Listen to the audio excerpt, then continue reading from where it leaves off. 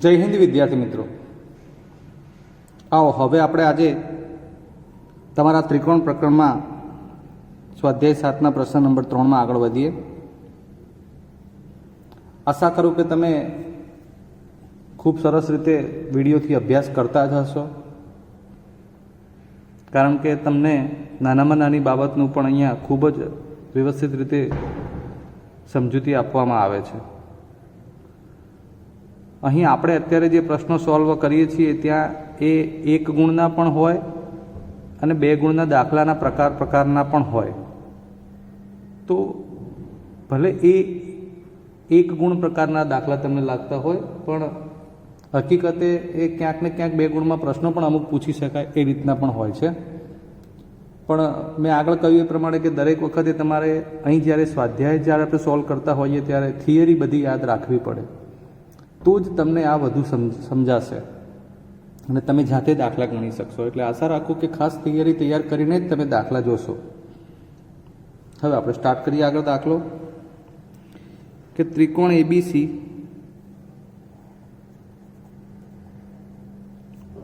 અને ત્રિકોણ પીક્યુઆર, આ બંને ત્રિકોણમાં એબી અને પીઆર, બીસી અને ક્યુઆર અથવા આરક્યુ સમાન છે.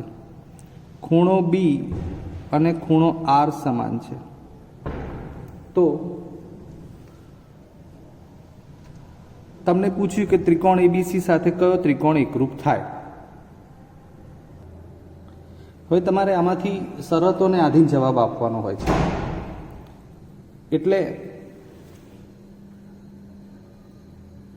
આકૃતિ જો તમે વધારે વ્યવસ્થિત રીતે સેટ કરી શકો તો ખૂબ જ સરળતાથી તમને જવાબ આવડતા હોય. હવે આ પ્રમાણે જે આકૃતિ બની છે એમાં આપણે જો સંગતતા લખવી હોય તો કેવી રીતે લખાય? તો ત્રિકોણ એબીસીને એકરૂપ ત્રિકોણ બતાવવાનો છે આ પહેલા પ્રશ્ન અનુસાર. તો એબીસીને એકરૂપ ત્રિકોણની વાત કરવી હોય તો પહેલાં જુઓ, ખૂણો એકરૂપ ગોઠવવાનો. બી વચ્ચે છે તો અહીંયા આર વચ્ચે લેવાનું. હવે માનો કે કોઈ એક બાજુની વાત કરવી છે, એબીને એકરૂપ કઈ હતી? પીઆર. તેમાંથી આર નામ આવી ગયું છે, એબી પહેલું બીજું છે, જેમાંથી અહીંયા આર ગોઠવાઈ ગયું તો વધે શું અહીંથી? પીઆર અને પછી ક્યુ આવી જાય. તો આ પ્રકારે તમારે ત્રિકોણમાં આપણે અનુરૂપ શિરોબિંદુ ગોઠવણ કરી શકીએ. તમે ચેક કરી જુઓ, બીસી તો ક્યુઆર આવશે, બીજું ત્રીજું બીસી તો આ ક્યુઆર થઈ ગયું, બીને એકરૂપ ખૂણો આર થઈ ગયો. ખ્યાલ આવી ગયો? એટલે આ રીતે તમારે સોલ્વ પ્રશ્નો કરવાના હોય છે. બીજો પ્રશ્ન જોઈએ, ત્રિકોણ પીક્યુઆર અને ત્રિકોણ XYZ. આ પીક્યુઆર. હવે હું XYZ માં નામ નથી લખતો અત્યારે, જુઓ કેમ? તો પીને એકરૂપ ઝેડ, એટલે મારે આ પીને અનુરૂપ અહીંયા લખવું હોય તો આ ઝેડ જ લખવાનું. ક્યુ તો એને અનુરૂપ આ વાય, આખું મીચી નહીં ત્રીજું એક્સ લખી જ નાખવાનું. એટલે પીક્યુ તો YZ આવી ગયું. જુઓ આ YZ, આ PQ. હવે આ લખ્યું છે એ પ્રમાણે ત્રિકોણ PQR એકરૂપ તો ZYX, PQR ZYX. ક્લિયર? જવાબમાં તમે જુઓ કે ના જુઓ એ આવી જ જતું હોય. શરત પૂછે તો ખૂણો બાજુ ખૂણો, ખૂ બા ખૂ લાગવું પડ્યું.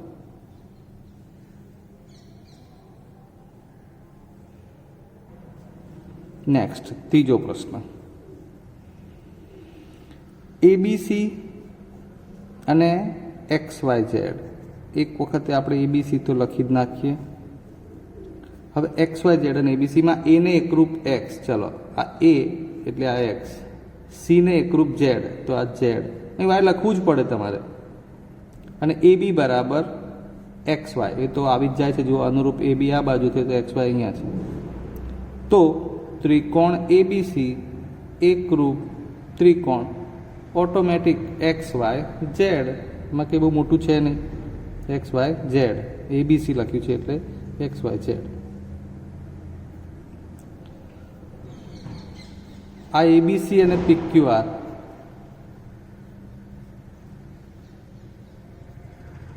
આ બંને ત્રિકોણમાં જુઓ, આ બહુ જ સરસ આપ્યું છે, AB/PQ બરાબર BC/QR બરાબર AC/PR બરાબર 1. એનો અર્થ શું, એ શું સમજાવે છે? તો એનો અર્થ એવો થાય કે એ બંને બાજુઓનો ગુણોત્તર સમાન જ થાય, એક થાય છે બધામાં. એટલે આ 5 હોય તો આ 5, આ 7 હોય તો આ 7, આ 8 હોય તો 8. એટલે અનુરૂપ બાજુઓ સમાન થાય. બસ, તો પછી હવે આપણે ગોઠવી જ જોવાનું છે. એનો મતલબ કે બા એકરૂપતાની શરત લાગુ પડે. તો ABCને અનુરૂપ AB/PQ આવવું જોઈએ, પહેલું બીજું AB. તો અહીંથી આપણે અહીંયા AB/PQ લખ્યું છે ને, એટલે આ ABની જ અનુરૂપ PQ લાવવાનું. પછી BC તો RQ, તો આ રહ્યું બીજું ત્રીજું BC, તો RQ એટલે કે Q છે એટલે R આવી જાય. તો ત્રીજું ઓટોમેટિક ગોઠવાઈ જ જશે. જુઓ, AC તો PR, પહેલું ત્રીજું AC તો પહેલું ત્રીજું PR. સમજાય છે? એટલે આ પ્રમાણે ઓટોમેટિક થઈ ગયું. એનો મતલબ કે ત્રિકોણ ABC ને એકરૂપ ત્રિકોણ PQR થશે. 5મો પ્રશ્ન જોઈએ. ABC અને PQR માં આ ત્રિકોણ ABC, ત્રિકોણ PQR, B બરાબર P બરાબર 90 છે. અહીંયા કાટખૂણા છે એટલે હું એ પ્રમાણે જ આકૃતિ બનાવું, તમને એનો ખ્યાલ ચોક્કસ હોવો જોઈએ. આ B જો એ લખ્યું છે એ પ્રમાણે, અને P આ 90-90ના ખૂણા છે. AC બરાબર RQ. હવે તમારે જુઓ, અહીંયા હું AC અહીંયા જ લખી શકું કારણ કે B આવી ગયો કાટખૂણો. તો RQ લખવા માટે અહીંયા RQ અહીંયા થઈ જાય. એટલે AC અને RQ એ બંને સમાન છે. AB બરાબર RP, આ બંને, આ AB અને આ RP આ બંને સમાન છે. ગોઠવણ કરતાં આવડવી જોઈએ. તો હવે કહી શકો કે ત્રિકોણ ABC ને એકરૂપ કયો ત્રિકોણ થશે? સ્વાભાવિક છે કે ABC તો RPQ. ક્લિયર? 6થો પ્રશ્ન. ત્રિકોણ ABC માં AB બરાબર AC.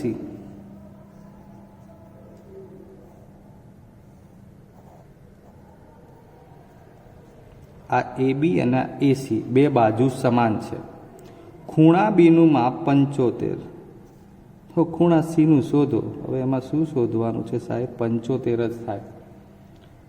બે સમાન બાજુની આ સામેના ખૂણા થાય છે. આ AB લખવું હોય તો આવું લખાય. અહીં AB બરાબર AC. તો આ ABની સામેનો ખૂણો C બરાબર આ ACની સામેનો ખૂણો B થાય. જ્યાં ખૂણો B બરાબર 75, માટે ખૂણો C પણ 75 થાય. જરૂરિયાત નથી છતાં એટલું લખીને બતાવું છું. Okay, next. 7મો પ્રશ્ન જોઈએ. ત્રિકોણ PQR આપ્યો છે. R નું માપ 40 છે. હવે ધ્યાન આપો, આ રહ્યું PQ અને PR. તો આ PQ બરાબર PR. તો તમને અહીંયા એટલી ખબર પડી જાય કે આ R 40 છે એટલે Q પણ 40 થશે. પણ Q નથી પૂછ્યો, તમને શું પૂછ્યું છે? P. હમણાં ઉપર જોયો 6થો પ્રશ્ન એ પ્રમાણે આ બંને બાજુ સમાન એટલે આ એની સામેના ખૂણા 40-40ના, એટલે આ બેનું ટોટલ થયું 80. ચલો, તો હવે આ P શોધવો બહુ સરળ છે ને. ખૂણા Pનું માપ શું થશે? 180માંથી આ બંનેનું ટોટલ 80 બાદ કરો એટલે 100°. ઇઝી છે. 8મો પ્રશ્ન. ત્રિકોણ XYZ. XYZ ત્રિકોણમાં XY બરાબર XZ. સતત એક પ્રકારના જ દાખલા આવે છે. XY XZ. Xનું માપ 80 છે. બહુ જ સરસ. ચલો, તો Y કે Z કોઈ પણ એક પૂછે તો ધ્યાન આપો. હવે અહીં ખૂણો એક્સ વત્તા વાય વત્તા ઝેડ 180 થાય.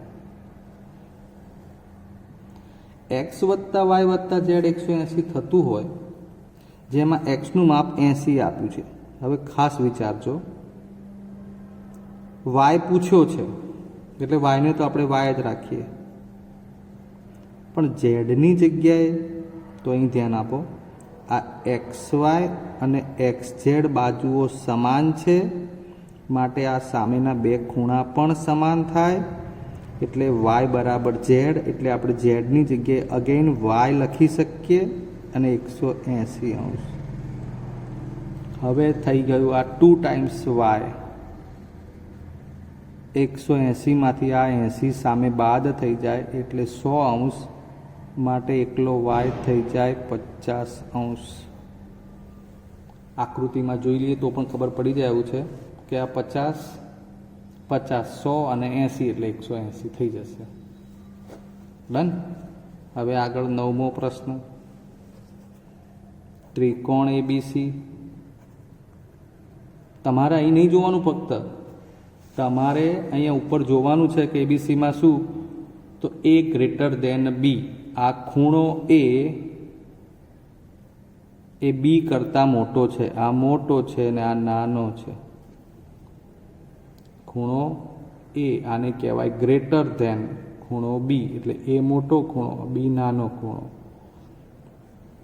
તો હવે મોટા ખૂણાની સામેની બાજુ અને નાના ખૂણાની સામેની બાજુ, તો અત્યારે આપણે સીધું આમાંથી જ જોઈએ તો એ ખૂણાની સામેની બાજુ બીસી કહેવાય, બી ખૂણાની સામેની બાજુ એસી કહેવાય.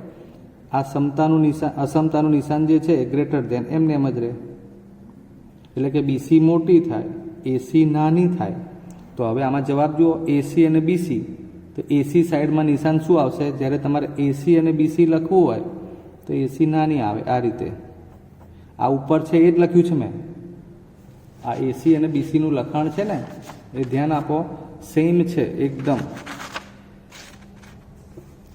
આ કોઈ ફેરફાર નથી.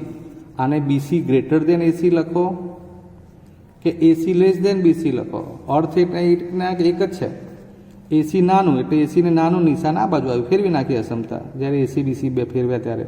એટલે તમારા જવાબમાં જ્યારે લખો છો ત્યારે એસી પછી લેસ દેન આવશે. બરાબર છે? એ પ્રમાણે. એટલે નાની બાબત છે પણ ધ્યાનમાં લેજો. ચલો હવે 10મો પ્રશ્ન.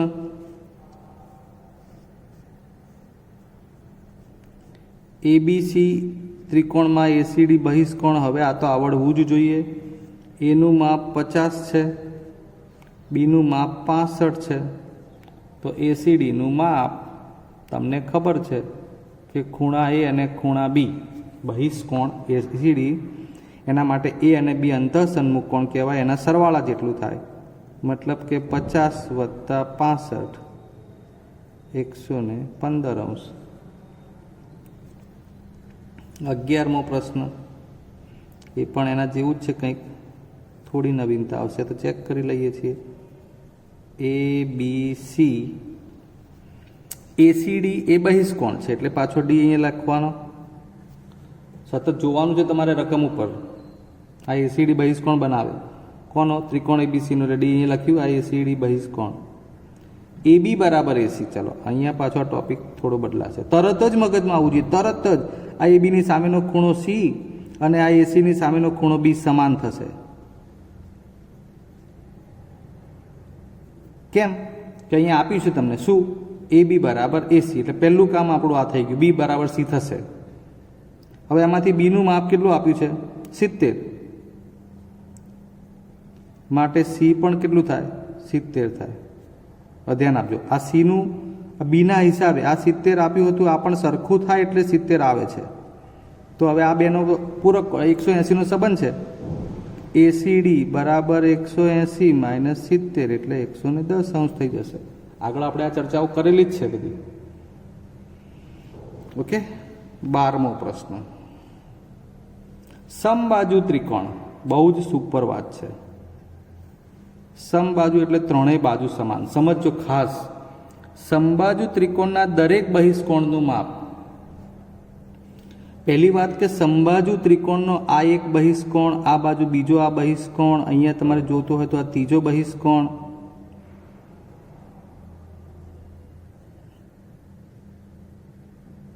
આ બાજુ પણ લઈ શકાય, આ બાજુ પણ. એનું માપ કેટલું થાય એવું પૂછે છે મિત્રો. અગત્યની વાત એ છે કે સમબાજુ ત્રિકોણ માટે જો અંદરના ખૂણાના માપ કેટલા થાય બધા, તો આ દરેક ખૂણો અંદરનો છે ને 60 અંશનો થાય. સમબાજુ એટલે ત્રણેય બાજુ સમાન, અને ત્રણ બાજુઓ સમાન હોય એટલે સમાન બાજુની સામેના ત્રણેય ખૂણા પણ સમાન, અને ત્રણ ખૂણા સમાન એટલે ત્રણેયનો સરવાળો જે 180 છે ભાગ્યા 3 કરો એટલે 60 60 60 થાય. અર્થાત અંદર જે ત્રિકોણના ત્રણ ખૂણા બન્યા છે એ ત્રણેયના માપ 60 60 60 છે. એટલે કોઈ એકનો બહિષ્કોણ વિચારો તો 180 માંથી બાદ કરો એટલે 120 મળે. એટલે એનો અર્થ થાય કે ત્રિકોણના જો એ સમબાજુ ત્રિકોણ હોય તો એના બધા બહિષ્કોણનું માપ એક સરખું હોય અને એ 120 હોય. એક ત્રિકોણને 6 બહિષ્કોણ મળે અને માટે આ 6 બહિષ્કોણનો સરવાળો પૂછ્યો હોય ને તો એ 720 અંશ થાય. આ પણ તમને એક્સ્ટ્રા માહિતી જોડે જોડે આપી દીધી. આ 13મો પ્રશ્ન જોઈએ હવે. આ ત્રિકોણ એબીસી, બી અને સી ખૂણા સરખા છે એવું કહ્યું છે અહીંયા. બી બરાબર સી, એબી બરાબર 5, બીસી બરાબર 8. તો પરિમિતિ શોધો. ત્રિકોણ એબીસીની પરિમિતિ. ફરી વાર હજુ ઘણા વિદ્યાર્થીને પરિમિતિ શું એ જ ખબર નથી. પરી એટલે છેડા થયા, છેડાનું માપન એટલે કે આ બાજુઓનો સરવાળો. એબી વત્તા બીસી વત્તા એસી એને પરિમિતિ કહેવાય. જેમાં એબી આપ્યું છે 5, બીસી આપ્યું છે 8. હવે ધ્યાન આપજો, એસી શોધવાનું છે. આ રહ્યું એસી. કેટલું મળે? તો એ 5 મળશે. એનું કારણ છે આ બે ખૂણા સમાન છે. બરાબર, તમને આપ્યું છે અંદર બી બરાબર સી. બી બરાબર સી એટલે બે ખૂણા સમાન એટલે એની સામેની બાજુ એટલે આ અને આ બે સમાન. આમાં 5 આપેલી છે એટલે આ 5 મળી જાય અને માટે અહીંયા પણ 5 થઈ જાય. એટલે 5 ને 5 10 ને 8 18 એ જવાબ થઈ જાય. ક્લિયર? હવે 14મો પ્રશ્ન. ત્રિકોણ XYZ, એમાં y 90 છે. હવે લખાઈ ગયું છે, ચલો અહીંયા આ રીતની જ આકૃતિ બનાવીએ ને ભાઈ તમારા માટે. આ y, આ x અને z, આ કાટખૂણો છે y. અહીંયા આપ્યું છે એ પ્રમાણે y 90, xy બરાબર yz. આ xy અને આ yz. તો xનું માપ કેટલું? હવે આને તમારે મૌખિક વિચારવું પડશે. જો xy બરાબર yz થતું હોય તો આ બે ખૂણા પણ સમાન થાય. એમાં આ કાટખૂણો છે એટલે કે 90 છે. એટલે 180 માંથી 90 બાદ કરો એટલે વધે કેટલા? 90. હવે 90 માટે આ બંને ખૂણા સરખા થશે. કેમ કે આ બે બાજુઓ સમાન છે. એટલે પાછા એનાય 2 ભાગ કરશો એટલે શું આવશે? 45. એટલે આ બંને ખૂણાના માપ થશે 45 45. બધામાં જ થાય એવું નહીં. એ થાય છે એનું કારણ શું છે? આ બાજુઓ XY અને YZ સમાન છે એટલે આ બે ખૂણા પણ X અને Z સમાન થયા અને માટે બંનેનું માપ 45 45 થશે.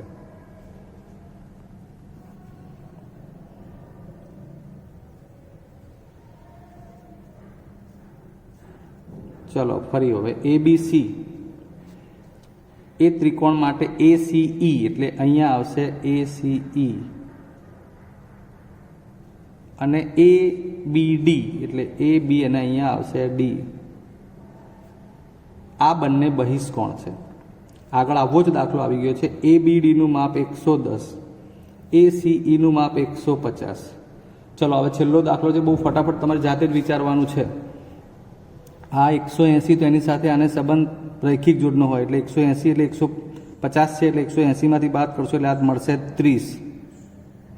આ 110 180 માંથી બાદ થશે એટલે આવશે 70. 70 ને 30 100 એટલે આ વધશે 80. અને જે ખૂણો માગ્યો હોય તે આપણે તો અંદરના ત્રણેય શોધી કાઢે, જેમાં તેને એ માગ્યો છે તો એનું માપ થઈ ગયું 80. ક્લિયર? હવે જરા આપણે એના ચોથો પ્રશ્ન ખરા ખોટા પણ જોડે જોડે જોઈ લઈએ. જુઓ, ચોથા પ્રશ્નમાં પહેલું જોઈએ કે એબીસી અને પીક્યુઆર. હવે એકને એક બાબતો જ આવવાની છે. એમાં એબી બરાબર પીક્યુ, બીસી બરાબર પીઆર. તો ત્રિકોણ એબીસી અને પીક્યુઆર એકરૂપ થાય એમ કે છે બી બરાબર પી. તો સૌથી પહેલાં તો તમને અહીંથી જ ખબર પડી જાય. જો ખૂણો બી અને પી સમાન કયા હોય ને તો અહીંયા બી બરાબર શું મળે છે? ક્યુ. અહીંથી જ ખબર પડી જાય, કશું ના વિચારો ને તો પણ.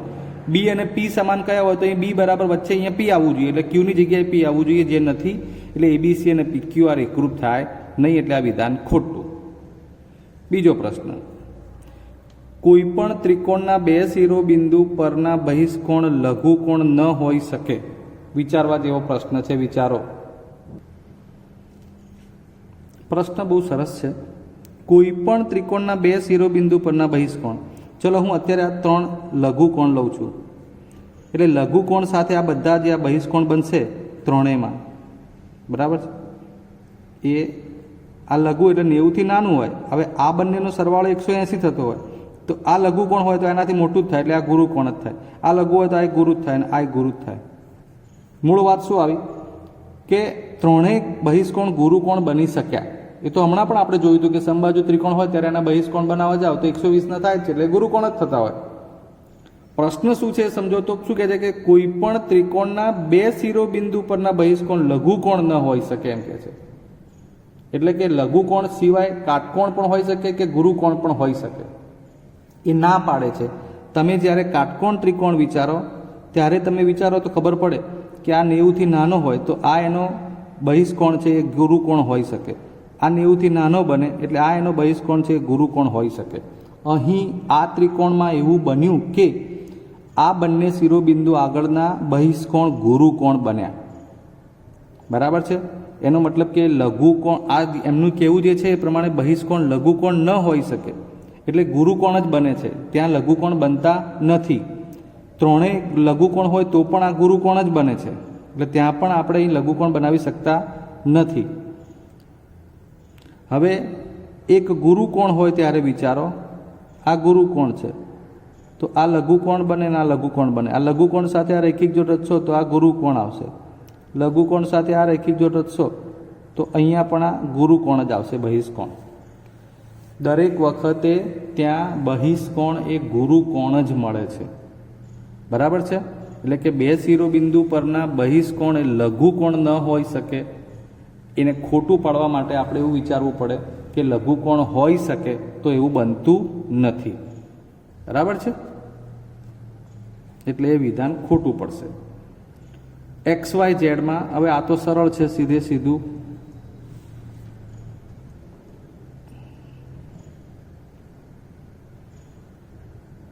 હા, એટલે લઘુકોણ ન હોઈ શકે એવું કહે છે. એનો મતલબ કે ગુરુકોણ હોય અથવા કાટકોણ હોય, એટલે એ વિધાન સાચું પડશે. હા, લઘુકોણ ન હોઈ શકે એ સાચી વસ્તુ છે, કારણ કે દર વખત આપણે જોયું તો બહિષ્કોણ હંમેશા અહીંયા ગુરુકોણ જ મળે છે.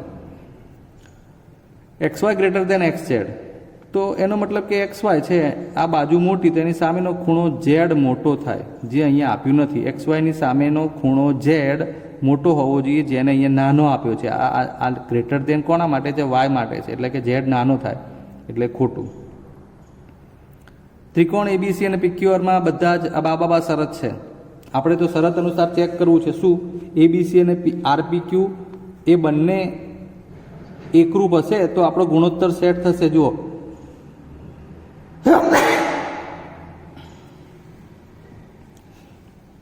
તો આ એબીસી તો AB upon PR, BC upon PQ, અને એસી તો એસી અપોન આરક્યુ બરાબર છે. એટલે આ એકરૂપ થઈ શકે. આરપીક્યુ હોય તો, અને જે આપેલ છે, એટલે આ બંને એકરૂપ એબીસી સાથે આરપીક્યુ જ થાય, એ સાચું. અને છેલ્લે તમારે હવે જાતે આમ તો ચેક કરવાનું થાય છે, પણ હવે આટલી બધી વાત આપણે સરસ મજાની કરી છે. જોઈએ, બહિષ્કોણ આધારિત કામ છે. આ એબીસી, એસીઈ અને એબીડી, એમાં એબીડી 110, ACE 130 એટલે આ થાય 50, આ થાય 70, 70 ને 50 120 એટલે આ થાય 60. તમને પૂછ્યું છે એમાં AB મોટી બાજુ, AB મોટી હોય તો એની સામેનો આ C ખૂણો મોટો થવો જોઈએ, જેનું માપ 50 છે, આ બંને કરતાં નાનું છે, એટલે AB એટલે કે C ખૂણાની સામેની બાજુ AB નાની થાય, જે અહીંયા મોટી કહી છે, એટલે આ વિધાન ખોટું પડશે. ક્લિયર? તો આપણે તમને બધા જ પ્રકારના પ્રશ્નોનું સોલ્યુશન આપી દીધું છે, એટલે આઈ હોપ કે તમે બહુ સરસ રીતે આનું સોલ્યુશન હવે સમજ્યા પછી જાતે કરવાનું. પહેલાં સમજવાનું હોય, પછી જાતે લખવાનું હોય. તો હવે આપણે આ પ્રકરણની પૂર્ણાહુતિ કરી નાખી છે અને હવે રજા લઈશું. ફરી મળીશું નવા એક પ્રકરણ સાથે. જય હિન્દ.